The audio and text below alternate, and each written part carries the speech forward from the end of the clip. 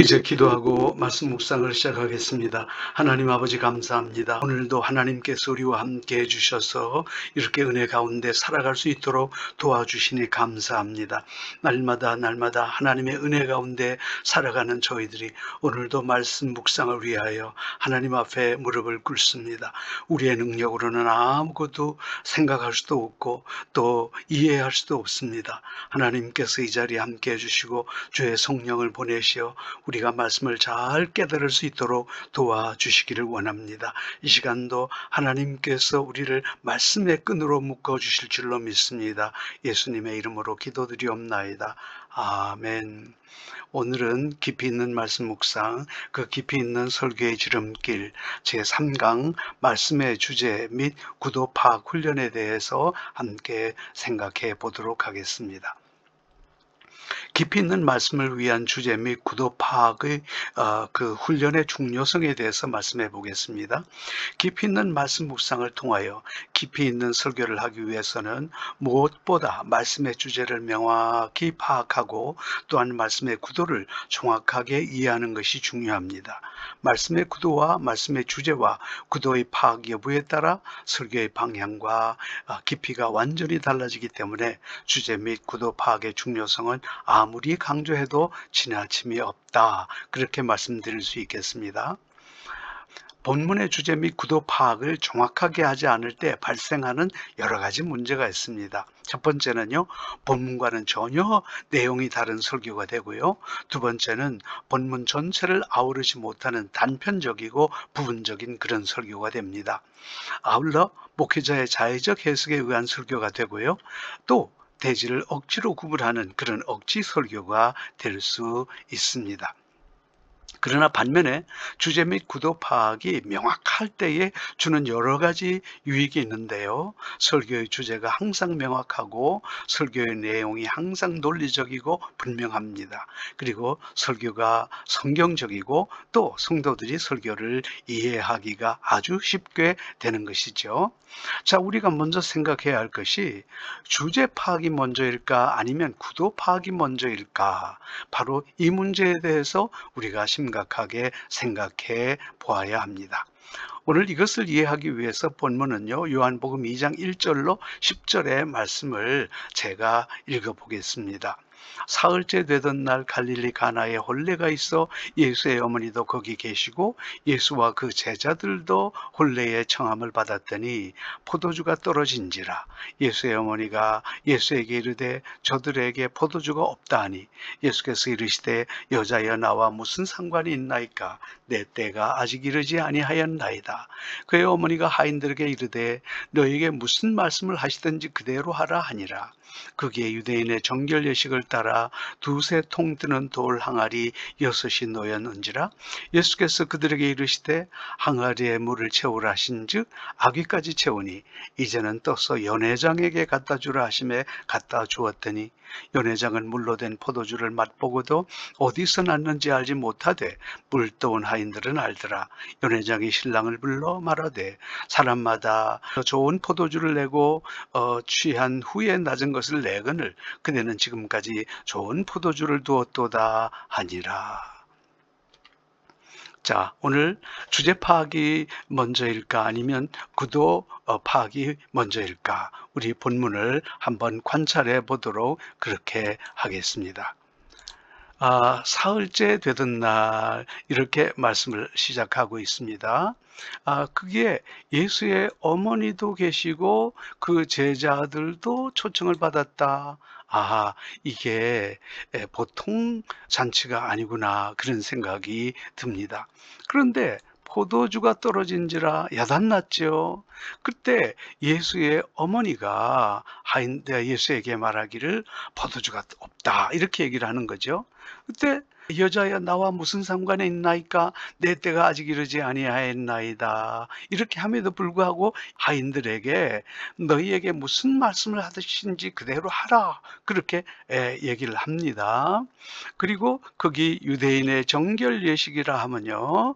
이 정결 예식은 손과 발을 씻는 그런 예식인데 유대인들은 항상 손과 발을 씻습니다. 성전에 그리고 또 집 안에 들어갈 때도 그리고 또 우리 잔치가 있을 때에도 항상 이렇게 손과 발을 깨끗하게 씻습니다. 그런데 예수께서 말씀하십니다. 항아리에 물을 채우라 하신즉 아기까지 채웠는데 이게 아주 극상품 포도주가 된 거예요. 어디서 났는지 알지 못하되 가인들은 알더라. 연회장이 신랑을 불러 말하되 사람마다 먼저 좋은 포도주를 내고 취한 후에 낮은 것을 내거늘 그대는 지금까지 좋은 포도주를 두었도다. 이것이 참 정말 좋은 포도주가 되었다 하는 것을 우리가 알 수 있게 되는 거죠. 이제 말씀을 관찰한 말씀을 한번 다시 한번 정리해 보겠습니다. 무엇이 있고 난 후에 사흘째일까요? 제자들을 부르신 사건이 있고 난 다음에 사흘째입니다. 예수의 어머니도 잔치에 계셨다? 가족에 관련된 중요한 그런 잔치구나 하는 것을 알게 됩니다. 그리고 예수님의 제자들도 혼례의 청함을 받았다. 보고 이것도 역시 제자와 관련이 있구나 생각해 볼 수가 있습니다. 자, 포도주가 떨어졌다? 이건 위기 중에 위기입니다. 포도주가 떨어지면요, 아주 사람들은 한 명, 두 명 떨어져 나가고 결국은 이 연회가 흥겨웠기 때문에 생각보다 많이 마셔서 그랬다. 이렇게 볼 수 있죠. 자, 그런데 이상합니다. 왜 예수님은 때가 아니라는데 어머니는 하인들에게 시키는 대로 하라 하셨을까요? 누구보다도 예수님을 잘 아시는 분은 예수님의 어머니 아닙니까? 이제 예수님께서 일하실 때가 됐다는 사실들을 예수의 어머니는 아신 것 같습니다. 자, 그런데요, 이 물들이 이상합니다. 자, 이 물들이 다시 말해서 정결 예식을 따라 그렇게 얘기하고 있죠. 정결 예식을 따라 손발 씻는 물이네. 그런데 이것이 아주 극상품 포도주로 변했다라는 것을 우리는 알 수 있게 되는 것입니다. 자, 그러면 물이 극상품 포도주가 되었다면 과연 어떤 변화의 과정이 일어났을까요? 색깔도 변하고 맛도 변하고요. 그리고 목적도 변하고요. 다 변하는 거 아닙니까? 자, 그러면 오늘 중요하게 본문은 이상하게 제자들과 깊은 관련이 있음을 알게 됩니다.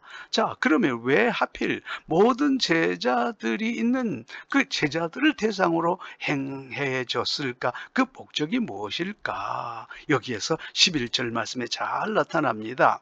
예수께서 이 첫 표적을 갈릴리 가나에서 행하여 그의 영광을 나타내심에 제자들이 그를 믿으니라.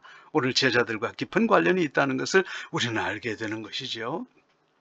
자, 그러면 제자들이 예수님을 믿었다면 이 사건을 통하여 무엇을 믿게 되었을까요? 예수님의 의도가 무엇일까요? 다시 말해서 오늘 본문은 예수님께서 물이 변하여 포도주가 됐다는 그런 기적에 대한 것이 아니라 오늘 제자들을 통하여 정말 나를 믿게 될 때에 너희들이 진정한 변화의 과정에 들어오게 된다라는 말씀들을 해주고 싶다라는 것을 깨닫게 되는 거죠.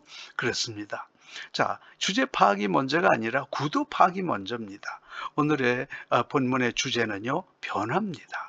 우리 통속적인 그런 제목은 예수님의 기적, 가나의 혼인잔치, 물로 포도주를 만드심, 가나의 이적, 이런 얘기 할 수 있잖아요. 그러나 오늘 말씀은 허드렛 물에서 극상품 포도주로 너희가 이렇게 변화되었으면 이런 변화를 본 적 있습니까? 이렇게 볼 수 있겠습니다.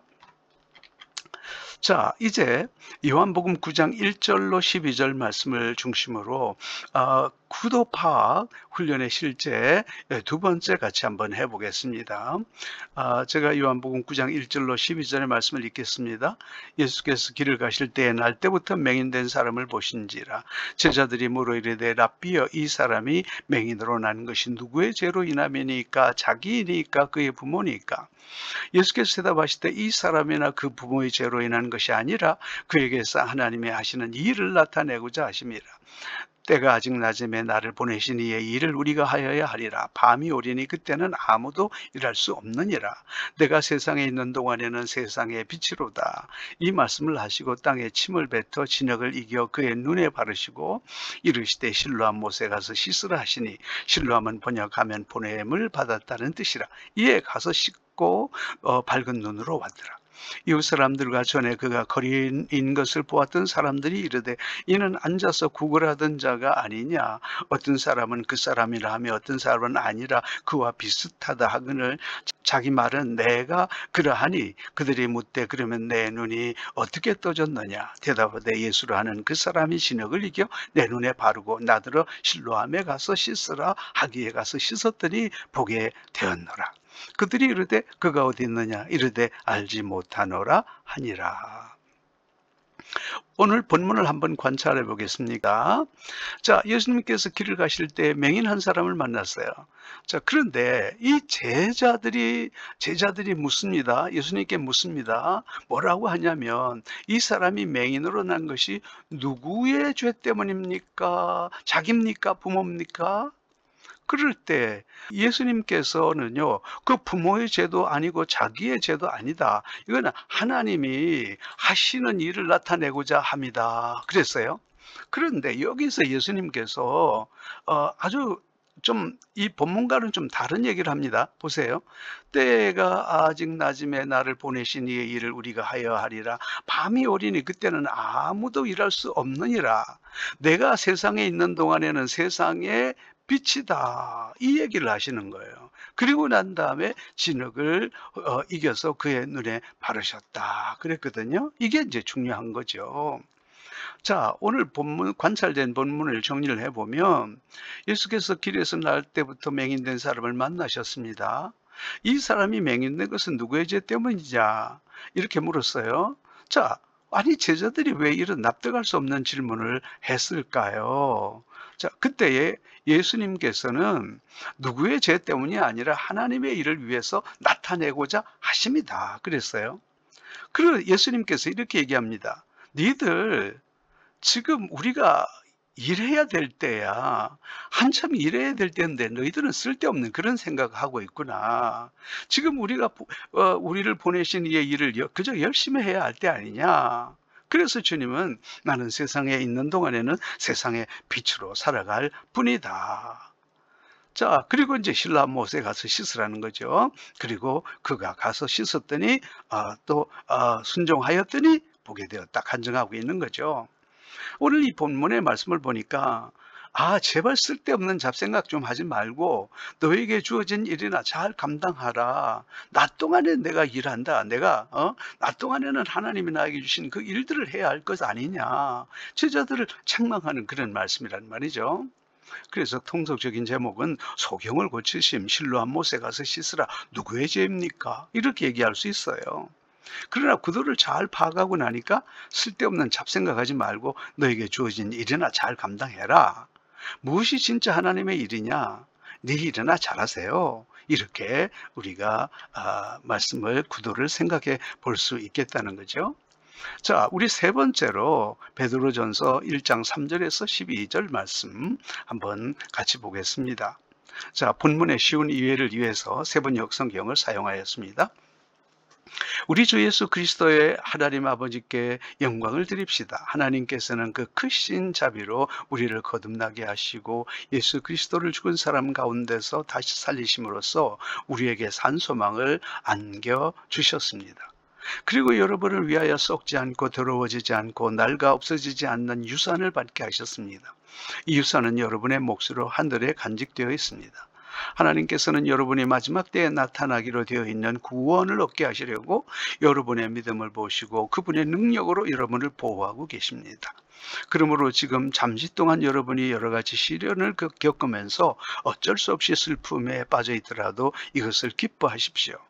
여러분의 믿음이 연단을 받아서 순수하게 되면 불로 연단하여도 마침내는 없어지고 많은 금보다 더 귀한 것이 됩니다. 그것은 예수 그리스도께서 나타나실 때에 여러분이 칭찬과 영광과 명예를 차지하게 하려는 것입니다. 여러분은 그리스도를 본 일도 없으면서도 사랑하며 지금 그를 볼 수 없으면서도 믿으며 말로 다 표현할 수 없는 영광과 즐거움을 바라보면서 기뻐하고 있습니다. 이것은 여러분이 믿음의 결과인 영혼의 구원을 받았기 때문입니다. 예언자들이 이 구원을 추구하고 연구하였으며 그들은 여러분이 받을 은혜를 예언하였습니다. 그들은 누구에게 그리고 어느 때 이런 일이 일어날 것인지를 연구하였습니다. 그들 속에 계신 그리스도의 영이 그들에게 그리스도의 고난과 그 뒤에 올 영광을 미리 알려주었습니다. 예언자들은 그들이 하고 있는 일들이 자기들을 위한 것이 아니라 여러분을 위한 것임을 깨닫게 되었습니다. 이 일들은 이제 하늘로부터 보내심을 받은 성령을 힘입어 여러분에게 복음을 전한 사람들이 여러분에게 선포하였습니다. 이 일들은 천사들도 보고 싶어 합니다. 자, 오늘 이 말씀을 가지고 우리가 말씀을 관찰해 보겠습니다. 자, 여기에서 우리가 다 읽을 것은 아닙니다. 여기에서 보면 4절에 보면요. 더러워지지 않고 낡아 없어지지 않는 유산 받게 된다. 근데 이 유산이 뭐냐? 자, 마지막 때에 나타나기로 되어 있는 구원을 얻게 하시려고 여러분에게 믿음을 보시고 또 여러분을 보호하고 계신다. 그렇게 말씀하고 있죠. 자, 그 다음에 말씀을 9절에 봅니다. 이것은 여러분이 믿음의 결과인 영혼의 구원을 받았기 때문입니다. 여기서 구원에 대한 얘기를 합니다. 예언자들이 이 구원을 추구하고 연구했다고 그랬어요. 그들은 어느 때 이런 일이 일어날 것인가를 연구했는데요. 이 연구가 무엇입니까? 바로 구원입니다. 자, 그리고요, 12절 말씀에 보면 예언자들은 그들이 하고 있는 일들이 자기들을 위한 것이 아니라 그들이 하고 있는 일들, 연구하고 있는 일들이 바로 뭐냐? 구원에 대한 것이다. 그렇게 얘기하고 있는 거죠. 이 모든 구원은 바로 여러분을 위한 것이다. 그렇게 얘기를 하고 있습니다.